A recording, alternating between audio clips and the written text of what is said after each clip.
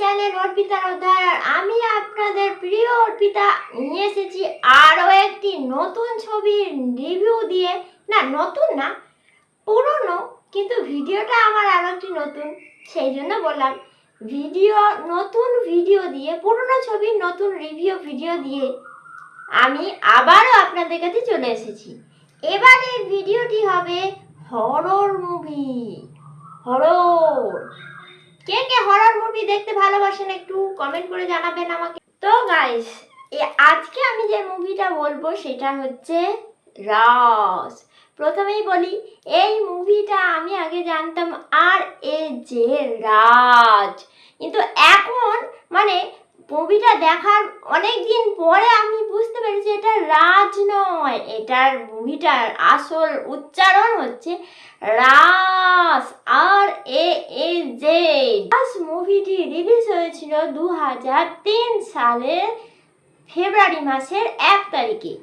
মানে বুঝতে পারছেন, মানে তখনকার দিনে সিনেমা মানে দারুণ হিট একটা সিনেমা হবে, আর সেই যুগে দাঁড়িয়ে একটা ভূতের সিনেমা বানানো তো একবারে বিশাল ব্যাপার। তখনকার দিনে কিন্তু ভূতের সিনেমা বলিউডে খুব একটা ভালোভাবে চলতো না, তাই জন্য পরিচালকরা, প্রডিউসাররা সিদ্ধান্ত নিলেন যে এমন একটা ভূতের ছবি বানাবো হলিউড স্টাইলে, সেইটা দেখে মানুষ হিন্দিতেও ভূতের ছবি দেখতে চাইবে। তাই সেই সময়ে, সেই যুগে দাঁড়িয়ে এই মুভিটি মানে রাজ মুভিটি রিলিজ হয়ে যায়। শুরুতেই আ আ আ আ করে চিৎকার হবে। শুরু থেকে শেষ পর্যন্ত অনেকটা সময় যুগে আ আ আ আ করে চিৎকার হবে। কে চিৎকার করবে? মানে কে চিৎকার করবে? ভূতে চিৎকার করছে না ভূতের ভয় পেয়ে মানুষে চিৎকার করছে? এইটা ভাবতে ভাবতেই সিনেমাটা অর্ধেকটা আরম্ভ হয়ে যাবে, মানে ইন্ট্রো আরম্ভ হয়ে যাবে। ইন্ট্রো হয়ে যাওয়ার পর সিনেমাটাতে দেখানো হবে একটা বিশাল বড় বিজনেস পার্টি চলছে। সেই পার্টির মধ্যে মেন হিরো হচ্ছে দিনো মরিয়া, যিনি ক্যারেক্টারটার নাম হচ্ছে আদিত্য, এবং বিপাশা হচ্ছে ক্যারেক্টারটার নাম হচ্ছে সঞ্জনা। দুজনে মিলে পার্টির মধ্যে ইনভলভ আছে। পার্টির মধ্যে কি গান হচ্ছে? ইহা পে সব শান্তি শান্তি হ্যায়, এ শহর হ্যায় আমন কা। আমন ধান, আউশ ধান, নানা রকম বড় ধান বীজ বুনে টুনে নিয়ে শান্তি শান্তি করে নিল ঠিকই পার্টিতে, কিন্তু পার্টির পরে গিয়ে বিপাশা মার দিনো মরিয়ার মধ্যে মানে আদিত্য আর সঞ্জনার মধ্যে প্রচুর পরিমাণে অশান্তি শুরু হয়ে যায়। কি অশান্তির মূল বিষয়টা হলো, আদিত্য সঞ্জনাকে কোনো রকম টাইম দিচ্ছে না, কোনো রকম ভাবে তার সাথে ইন্টু করছে না আর কি। এই নিয়ে সঞ্জনা হেভি অভিমান হয়। সঞ্জনা বলতে থাকে, আমার সঙ্গে তুমি ইন্টু অগর মতো করো না। সেই নিয়ে ঝগড়া শুরু হয়ে যায়, এবং ঝগড়ার মাঝে আদিত্য বলতে থাকে, তোমার সঙ্গে ইন্টু করলে আমার চলবে? আমার বিজনেসটা চালাতে হবে তো। তোমার গ্যালন মেকআপ, গ্যালন গয়না, এসব খরচা কে দেবে? হ্যাঁ, এই জন্যই তো আমাকে বিজনেসটা টাইম দিতে হয়। এই সমস্ত ঝগড়া শুনে বিপাশা ঠোঁট ফুলিয়ে কান্না কেনে বলল, তুই তোর ব্যবসা নিয়ে থাক, আমি চলে যাচ্ছি। মানে বিপাশা 4-5টা ঘুমের ওষুধ খেয়েও, হাওয়ার মতো করে গাড়ি উড়িয়ে নিয়ে গিয়েও মরতে যাবে বলেও কিন্তু মরতে পারলো না। তার কারণ কি? এইখানে টুইস্ট। বিপাশার কানের গোড়ায় কে একজন সঞ্জনা বলে ফু দিয়ে কানে সুড়সুড়ি দিয়ে দেয়, এবং সেখানে কানে সুড়সুড়ি লাগাতে আমরা ভীষণ হাসি এবং হেসে ফেলি, এবং কানটা কুটকুট করতে যায়। কানটা বিপাশা কুটকুট করতে গেল, একটা হাতে করে চুলকাতে গিয়েই ব্যাস বিপাশা ধ্রাম করে গাড়ি উড়িয়ে পড়ে গিয়ে কিন্তু খুব অদ্ভুতভাবে সঞ্জনার কিচ্ছু হলো না। ডাক্তারে পর্যন্ত অবাক হয়ে গেল যে সঞ্জনার কিচ্ছু হলো না, এটা কি করে হতে পারে। তো দিনো মরিয়া আদিত্য খুব ভালোবাসতো সঞ্জনাকে। সে হাতে পায়ে ধরে সঞ্জনাকে বলে, সঞ্জু আমার ভুল হয়ে গেছে, সঞ্জু আমায় ক্ষমা করে দাও, তুমি যা চাইবে তোমাকে আমি তাই এনে দেবো, আকাশ থেকে চাঁদ এনে দেবো, তারা এনে দেবো, সব কিছু এনে দেবো, তোমাকে তাজমহলও বানিয়ে দিতে পারি, তুমি শুধু বলো তুমি কি চাও। কোথায় যেতে চাও সেখানে নিয়ে যাব, প্যারিস, লন্ডন, সুইজারল্যান্ড, সব জায়গায়। আমাদের মতো সাধারণ মেয়ে হলে বলতো সুইজারল্যান্ড যাব, নিজের পক্ষে কাশ্মীরটাও বলতে পারতাম, বা কুলু মানালি এইগুলো বলতে পারতাম। কিন্তু সঞ্জনা বেদার মুখ করে বলল কি না সে উটি যাবে, উটি। গুটি গুটি পায়ে স্বামীর সাথে সে উটি চলে গেল। কেন গেল? কারণ উটিতে ওদের সঞ্জনাদের একটা ফার্ম হাউস আছে, আদিত্যর বাবার একটা ফার্ম হাউস আছে, বিজনেস করা হয় সেখানে। ফার্ম হাউস আছে, নিজেদের বাড়ি। বাবা সেখানে গিয়ে উঠবে, খাবে দাবে, ঘুরবে। হোটেল ভাড়া দিতে হবে না, নিজেদের মতন করে খাবে দাবে ঘুরবে, গাড়ি ভাড়ারও দিতে হবে না। এই জন্যই মানে বলে ঘরোয়া বউ। বর যতই না মিটু মিটু নাই করুক, বর যতই সময় নাই দিই, কিন্তু বউ ঠিক বরের কথা ভেবেছে, বরের পয়সা কথা ভেবেছে। হোটেল ভাড়া লাগতো, সেই জন্য কাশ্মীরটা গেল না, সুইজারল্যান্ড গেলে অনেক খরচা হতো, সেই জন্য ভাবলো উটিটা তো সুইজারল্যান্ডের মতনই প্রায়, তো উটিতে গিয়েই গুটি গুটি পায়ে প্রেমটা শুরু করে ফেলি। তো ওরা গাড়ি করে উটি চলে গেল। মানে আমি ভাবছিলাম স্কুটি করে উটি যাবে, কিন্তু ওরা চলে গেল গাড়ি করে উটি। উটি যাওয়ার পথে একটা বিকট জঙ্গল দেখতে পাওয়া যাবে। সেই জঙ্গলটা বিপাশা কাঁচটা নামিয়ে এমনভাবে দেখতে থাকে যেন স্বয়ং ভূতটাকে সে দেখতে পেয়ে গেছে। আর না হলে তার মনে পড়ে গেছে যে এইখানে সে কী সব হচ্ছিল, মানে স্মৃতিশক্তি মনে পড়ে যাওয়ার মতন এরকম আর কি। তো যাই হোক, এই উটিতে গিয়ে তাদের নতুন করে গুটি গুটি পায়ে প্রেম পর্ব শুরু হলো। তারা প্রেম করলো, তারা আবার নতুন করে সংসার পাতার স্বপ্ন দেখছে। এই সময় সেই মালিনী ভূত, সেই ভূত তার নাম হলো মালিনী, রিয়েল লাইফেও মালিনী এবং ফিল্মেও ছিল মালিনী শর্মা। মালিনী শর্মা সুশ্রী দেওয়ার জন্য একটা লোক পেয়ে গেল, একজন মহিলাকে পেয়ে গেল। সেটা হলো সঞ্জনা। মানে আদিত্য তো নিজের বিজনেসের কাজে ব্যস্ত হয়ে পড়লো, তাই সঞ্জনা কি করবে, ঘরের কাজকর্ম করতে করতে করতে করতে টাইম কাটছিল। এমন সময় মালিনী এলো কানে ফু দিয়ে সুশ্রী দিতে সঞ্জনাকে। সঞ্জনা, সঞ্জনা চুল উড়িয়ে, কানে সুরসুরি লাগলে মানুষের একটু সুরসুরি লাগে, কানে চু করে হাসে হাসে, কিন্তু তা নয়, সঞ্জনা চমকে উঠে, চমকে চমকে উঠছে, চমকে চমকে উঠছে, ভয় খাচ্ছে, কে আমার কানে সুরসুরি দিচ্ছে।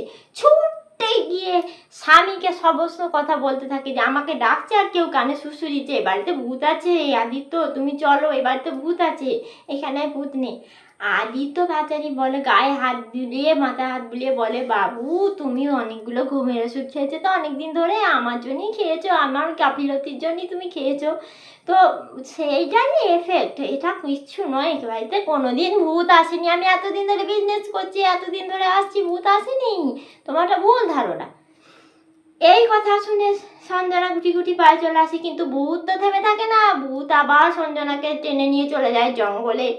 কখনো ভূত ভয় দেখাচ্ছে বেলচা ফেলে দিয়ে, হ্যাঁ, এইসব নানা রকম কাণ্ড কারখানা করে সঞ্জনাকে ভূত ভীষণ ভয় দেখাচ্ছে, ভীষণ কানে সুরসুরি দিচ্ছে, আর সঞ্জনা করে ডেকে ভয় দেখাচ্ছে ওকে। ভয় দেখিয়ে বলছে যে সঞ্জনা তুই আমার সঙ্গে খেলবি, আয় আয়, আমরা দুজনে খেলা করবো, আয়। সঞ্জনা তো এই সমস্ত কথা শুনছে না, তার সে ভয় পেয়ে যাচ্ছে, ভীষণ ভয় পেয়ে গিয়ে আবারও তার স্বামীকে গিয়ে কথা বলাতে স্বামী আবারও একই কথা বলে, বিশ্বাস করে না। এরপরে ও গিয়ে কথাটা বলে স্বামীর বন্ধুর বউ, ওরও বান্ধবী, বান্ধবীকে গিয়ে বলে, বান্ধবী ভালো চেষ্টা করে, বান্ধবী গিয়ে একজন প্রফেসরকে বলতে থাকি। সেই প্রফেসর আবার কীরকম প্রফেসর, কোনো মানুষকে সে পড়ায় না, তার কোনো মানুষ ছাত্র আমি দেখতে পাইনি গোটা ফিল্মের মধ্যে, কেউই দেখতে পাবে না। কিন্তু সে প্রফেসর, সে কিসের প্রফেসর, সে হলো ভূতেদের প্রফেসর, ভূতেদের প্রফেসর। সে ভূতেদের নারী নক্ষত্র সমস্ত কিছু জানে। এক কথায় বাংলা অর্থে কি বলা হয়, ওঝা। ঝাঁটা না হাতে, মানে রুদ্রাক্ষ মালা টালা সমস্ত যেগুলো ওঝারা পড়ে থাকে, নানা রকম জিনিস, মরার খুলি টুলি নিয়ে থাকা, সেই সমস্ত মানুষ সেগুলো না নিয়ে শিক্ষিত ওঝা যাকে বলে, ট্রেনিং নেওয়া, ইংরেজি জানা শিক্ষিত ওঝা, বই পড়া ওঝা। তিনি বাড়িতে আসেন, পুরো বাড়িটা এরকম বড় বড় বড় বড় বড় বড় চক্ষু একবারে এরম করে দেখতে থাকে। একবারে এত মানে সুন্দর এক্সপ্রেশন দিয়েছিলেন যেন মনে হয়েছিল উনি ভূতকে দেখতে পেয়ে গেছেন। এক্ষুনি ভূতটাকে খাপাত করে ধরে কাঁচের বোতলের মধ্যে ফকাত করে পুড়ে দিয়ে ঢাপাত করে ঢাকনা এঁটে দিয়ে ফকাত করে নিয়ে চলে যাবে। কিন্তু উনি সমস্ত ঘুরে টুরে নিয়ে বললেন, বড় বড় চোখ করে ঘুরে টুরে নিয়ে ভয়ঙ্কর দৃষ্টি দিয়ে বললেন, হ্যাঁ এই বাড়িতে ভূত আছে জানো সঞ্জনা, এই বাড়িতে ভূত আছে, ঠিকই বলেছো। তো এটা একটা প্রমাণ করার জন্য উনি একটা ম্যাজিক লেবু রেখে গেলেন, পাতি লেবু। সেই লেবুটি সকালে সবুজ থাকে আর বিকেলে লাল হয়ে যায়। আর শুকনো লেবু হয়তো বা পচা লেবু হয়তো সেটা অলরেডি ভেতরে পচা ছিল, তাই সেটা লাল হয়ে গিয়েছে কোনোভাবে, আমরা ধরতে পারি না। না ভূত আছে ওটে, সেই জন্যই লেবুটা লাল হয়েছে, তার কোনো লেবু না হলে লাল হতো না। এই কথাটা বিপাশা প্রমাণ সমেত মানে লাল লেবুটাকে সমেত নিয়ে গিয়ে আদিত্যকে জানায়, দেখো আদিত্য দেখো লেবুটা লাল হয়ে গেছে, তার মানে ভূত আছে, প্রফেসর বলেছে ভূত আছে, তুমি জানো না। এই সময় আদিত্য করছিল কি একটা বিজনেস মিটিং, কোটি কোটি টাকা ইনকাম করার একটা মিটিং করছিল। সেই সময় বিপাশা গিয়ে এরকম বলাতে আবার বিজনেসম্যানেরা বিজনেস পার্টি ক্যান্সেল করে দেয়, মানে মিটিং ক্যান্সেল করে দিয়ে চলে যায় এবং তার অনেক বড় লস হয় অলরেডি। তারপরে তারই মধ্যখানে সেই রাগটা তিনি বিপাশাকে তো আর দেখাতে পারবেন না, উনি আবার তাহলে আত্মহত্যার চেষ্টা করবেন, তাহলে সেই ভয়ে উনি কী করলেন, উনি প্রফেসর কি দিলেন উদুমভাবে ঠ্যাঙানি, আরে মেরে ইয়ে করলেন। প্রফেসর রাগ করে গিয়ে বললেন, আর যা যা, তোর বাড়িতে আমি আর আসবো না, তোর ভূতের বাড়িতে আমি আসবো না আমি, থাক তুই ভূতকে নিয়ে থাক।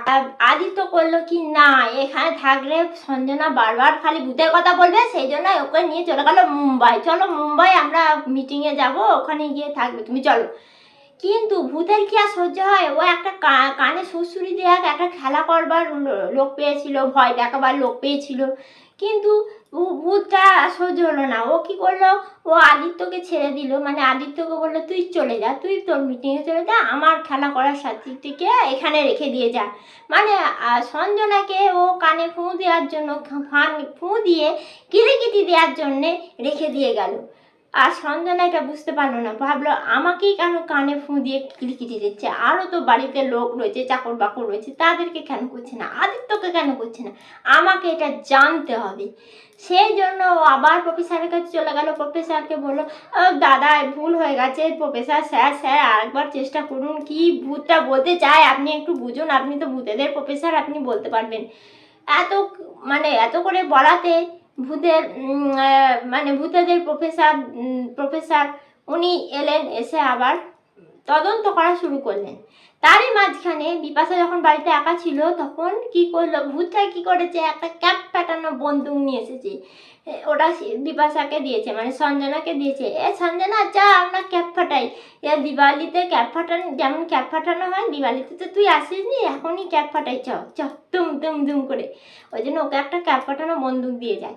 বিপাশা বন্দুকটা দেখে হাতে নিয়ে ভয় খেয়ে গিয়ে প্রফেসরের কাছে গিয়ে দিয়ে আসে, প্রফেসর আমাকে একটা বন্দুক দিয়েছে ভূতে, দেখো আমি কিছু করবো, ক্যাপ ফাটাবো। প্রফেসর বলে না দাঁড়া, বন্দুকটা কার, কি ছিকুচি গোষ্ঠী সমস্ত জানতে পারে যে এই বন্দুকটা হলো একটা রিটায়ার্ড কর্নেলের, রিটায়ার্ড একজন অফিসারের। তো সেই অফিসারেরই মেয়ে হচ্ছে মালিনী, সে কোনোভাবে মাথার ডিফেক্ট হওয়ার জন্য ওকে পাগলা গারদে পাঠিয়ে দিয়েছিল, আর সেই পাগলা গারদে যাওয়ার সময় ওই বন্দুকটি নিয়ে উনি কোনোভাবে চলে যান, বা কোনোভাবে সে বাড়ি থেকে চলে যায়, এইটা জানা গেল। কিন্তু সঞ্জনার মনে হলো যে এই কেন হচ্ছে যে আমাকে ভয়টা কেন দেখাচ্ছি, আমাকে কেন কানে সুরসুরি দেখাচ্ছি, এটা তো জানতে হবে, আমি কেন, এতগুলো উটিতে এত মানুষ রয়েছে, এর মধ্যে আমি কেন, আর তো কেউ নেই। সঞ্জনা করলো কি ওইটাই একই কাজ সঞ্জনা করলো, মানে আবার জানতে চাইলো। তো প্রফেসর বললো যে একটা আস্ত বই দিল, এরকম বইটা পড়লেই তোমার কাছে মালিনী চলে এসে সঞ্জনা বইটা পড়তে আরম্ভ করে দিয়েছে, আর এই সময় চলে এসেছে মানে আদিত্য আদিত্য মুম্বাই থেকে কাজ সেরে চলে এসেছে। আর এই সময় সঞ্জনা আদিত্যর সঙ্গে রোমান্টিকভাবে গলায় বলছে, मैं तुझे बर्बाद कर दूंगी। তো এই ডায়লগটা আদিত্যর কাছে চেনা লাগলো। এবার আদিত্য করলো কি, হ্যাঁ, আদিত্য বলল, তুমি তো মরে গিয়েছিলে, তুমি কি করে বেঁচে চলে এলে? এই বলে সঞ্জনাকে মেঝেতে ফেলে দিল। তখন সঞ্জনা বলে, এই কে মরে গেছে, কে মরে গেছে, কার কথা বলছিস, বল বল, আজ এক্ষুনি বলবি, এক্ষুনি কার কথা তুই বলছিস। এই করতে গিয়ে পুরো ঘটনাটা আদিত্য বলল। ফ্ল্যাশব্যাকে চলে গেল। আদিত্যর সঙ্গে মালিনীর একদিনে একটা ইন্টু সম্পর্ক ছিল। সেই মালিনীকে বিয়ে করতে, মানে মালিনী বিয়ে করতে চেয়েছিল, মালিনী নাকি বিয়ে করতে চেয়েছিল আদিত্যকে, কিন্তু আদিত্য বিবাহিত ছিল। সে কখনোই তার সঞ্জনা স্ত্রীকে ডিভোর্স দিয়ে মালিনীকে বিয়ে করতে চায়নি। আরে ওকে খেলাপাতি নিয়ে খেলার মতো করে খেলে গেছে, মালিনীটা বুঝতে পারেনি। আর মালিনী এই অপমান মেনে নিতে পারেনি, কিছুটা জোর জবরদস্তি করেছিল যে ওকে বিয়ে করার জন্য, ওকে সংসার করো, ওই মেয়েটাকে ডিভোর্স দিয়ে দাও। ওকে আবার নানা রকম অ্যানিম্যালের নাম দিয়ে ডাকতেও শুরু করে, ওকে ডিভোর্স দিয়ে দাও, আমাকে বিয়ে করো, আমি তোমাকে ভালোবাসি। হ্যাঁ, এই সমস্ত বলার পরেও আদিত্য বিয়ে করতে রাজি হয়নি। সেই রাগে আদিত্যকে না মেরে নিজেই ওই ক্যাপ ফাটানো বন্দুক দিয়ে নিজেকে ধুম করে মেরে দেয় এবং মাটিতে লুকিয়ে পড়ে যায়। আদিত্য এই সমস্ত কিছু দেখে হতভম্ব হয়ে 5 মিনিট হাঁ করে তাকিয়ে থাকে এবং ভাবে হয়তো মুখের মধ্যে কেউ একটা রসগোল্লা ঢুকিয়ে দিলে ভালো হতো। যাই হোক গে, সেইটা না করে ও আদিত্য কী করলো, তার বিশ্বস্ত কর্মচারীকে নিয়ে একটু বাড়ি, মানে বাংলো বাড়ি থেকে একটুখানি দূরে সেই জঙ্গলে, যে জঙ্গলে সর্বদাই ধোঁয়া থাকে, মেঘালয় জঙ্গল, উঠি কিন্তু মনে হবে যেন মেঘালয়, সবসময় ধোঁয়া ধোঁয়া।